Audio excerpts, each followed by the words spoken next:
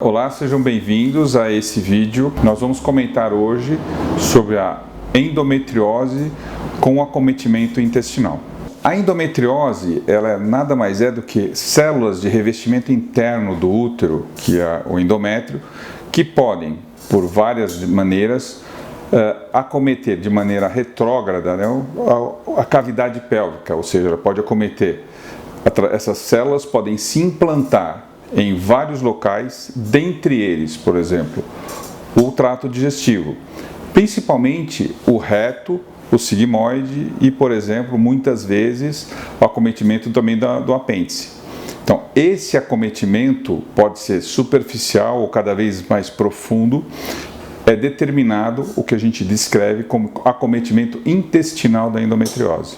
O acometimento da endometriose intestinal pode gerar sintomas, ou seja, depende fundamentalmente da intensidade desse acometimento. Muitas vezes ele pode ser de uma maneira muito superficial, ele pode absolutamente dar nenhum sintoma. Mas à medida que esse acometimento vai influenciando no trato digestivo, ou seja, na manipulação da condução do bolo fecal no trato digestivo, ele pode proporcionar sintomas desde obstipação intestinal, desde dificuldade no ato evacuatório, como sintomas que a gente descreve como puxo, tenesmo, ou eventualmente se acometer todas as camadas do trato digestivo, ou seja, todas as camadas do reto ou do sigmoide, ele pode proporcionar o quê?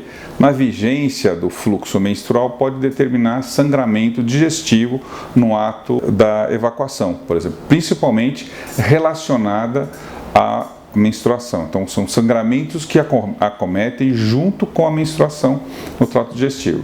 Então, o importante é que isso não é uma condição frequente de acontecer. São sintomas muito vagos, mas eles podem estar relacionados à intensidade de comprometimento da endometriose no trato digestivo. Os exames mais contundentes no que tange a diagnosticar a endometriose são basicamente os exames de imagem, né? Então, nós temos os dois fundamentais exames que hoje em dia nos norteiam não só no diagnóstico, mas também no tratamento e a conduta a ser tomada, que é um ultrassom especializado com preparo intestinal ou principalmente a ressonância magnética especializada com o acometimento intestinal. Os riscos da endometriose, eles têm relação fundamental com os sintomas que determinam a necessidade do tratamento.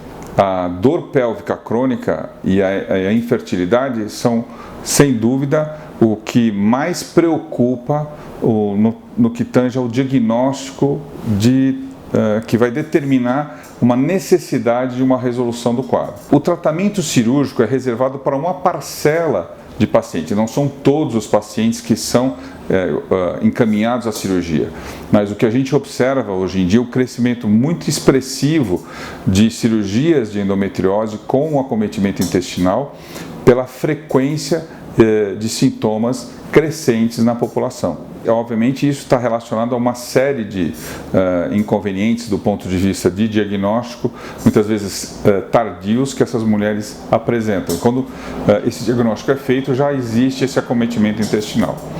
Então, o tratamento específico para isso é sempre multidisciplinar. Então, eu acho que assim, o mais importante é a equipe que está tratando dessas mulheres esteja preparado tanto para a realização de procedimentos no trato genitourinário quanto no trato gastrointestinal. Então, uma consideração importante que a gente deve lembrar é que a endometriose, em geral, os pacientes não vão procurar o cirurgião. Ou seja, vão procurar o seu ginecologista. Muitas vezes esses ginecologistas fazem o diagnóstico e encaminham para um grupo de cirurgiões especializados no tratamento dessas mulheres que muitas vezes não existe só o acometimento da endometriose no ovário, no útero ou na pelve. Também existe o acometimento no intestino, pode existir o acometimento na bexiga, no ureter. Vários órgãos podem ser acometidos pela endometriose. Eu gostaria de agradecer à Sociedade Brasileira de Endometriose, ou seja, que nos convidou para realização desses esclarecimentos para a população, que nós vemos que isso realmente é o mais importante. Muito obrigado e até a próxima.